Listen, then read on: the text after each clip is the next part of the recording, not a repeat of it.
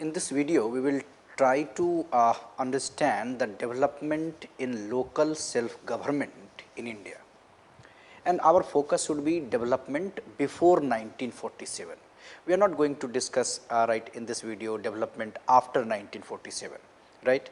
So, when we discuss development in local self-government in India, I want to quote Pandit Jawaharlal Nehru in this context. Pandit Jawaharlal Nehru said that the local self-government is and must be the basis of any true system of democracy, right.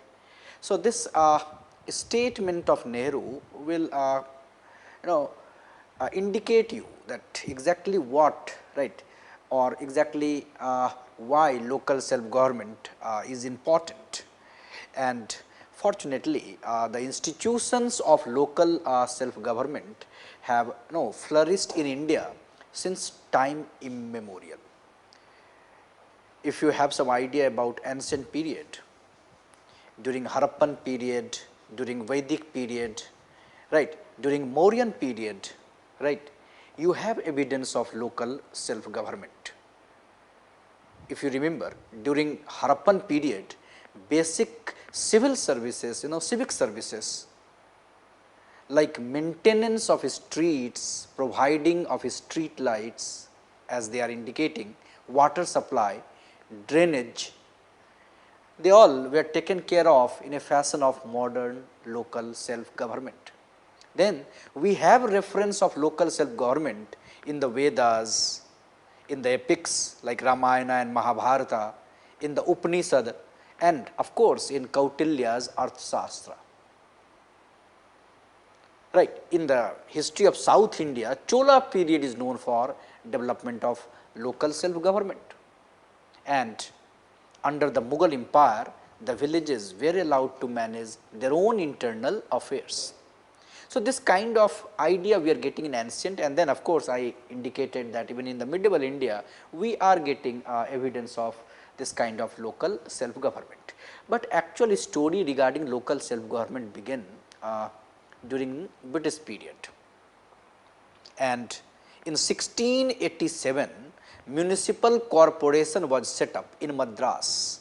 This is very important for our examination point of view. 1687 municipal corporation was set up in Madras in 1687, and after this you will see there was resistance among the people to pay taxes, and ultimately in 1726 this corporation was replaced by a mayor's court which had some judicial rather than administrative powers, right. In the development of judiciary, I talked about mayor's court, right. So, in 1726 this corporation was replaced by mayor's court, and you can say the story continued.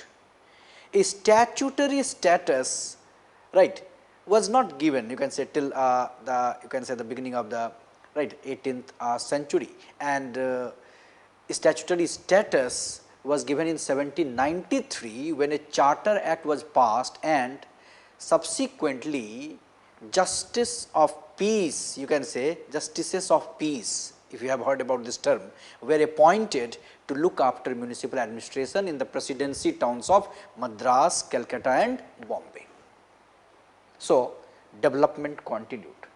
In 1814, ward committees were set up in some big cities, ward committees, and then in 1842 very famous Bengal Act was passed to set up town committees for sanitary purpose, ward committee and then town committees after Bengal Act. This Bengal Act is very popular, 1842, but it was difficult for the people to accept this kind of act because it involved what? Direct taxation.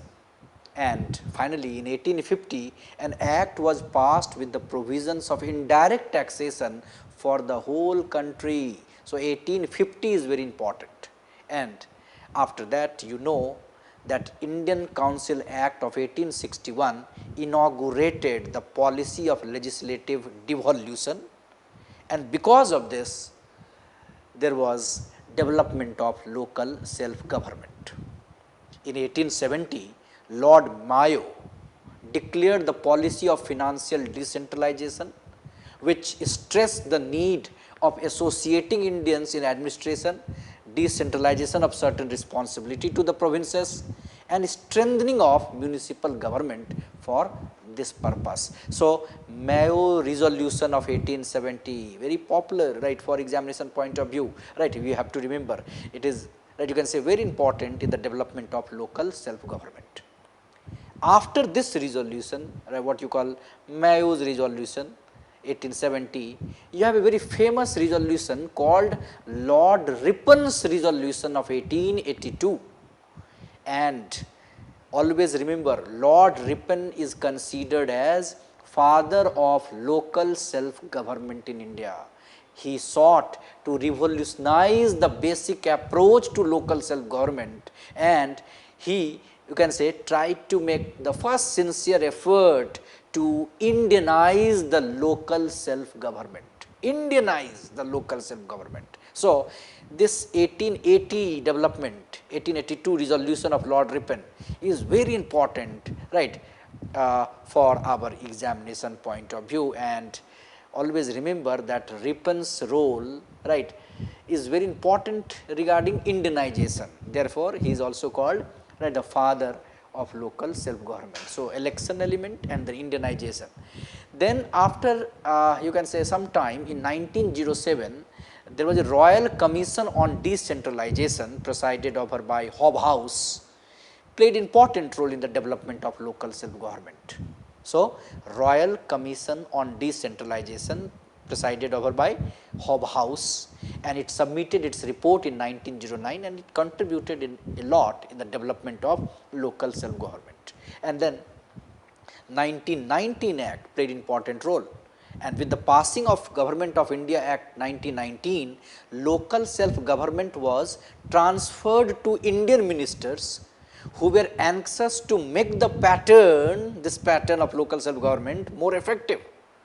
So, 1919 Act, right, was a game changer, but always remember it, diarchy created the problem. So, therefore, it was not very effective, and finally, 1935 Act pushed the process of democratization of the government and administration further, and it replaced the diarchy in the provincial government by provincial autonomy. And now, whatever hurdles stood in the way of development of local self-government institutions were removed, and different provincial government enacted fresh legislations to this effect, right. So, 1935 Act finally, you can say, paved the way for the local self-government institution, but right, as you know that still we are in the colonial period. So, therefore, their intention was only to get collaborators, and their intention was not, to empower these local bodies probably, right. And the independence of the country in 1947 only ushered in a new period in the history of local self-government in India, and you will read about this development of local self-government after 1947 later. Thanks a lot.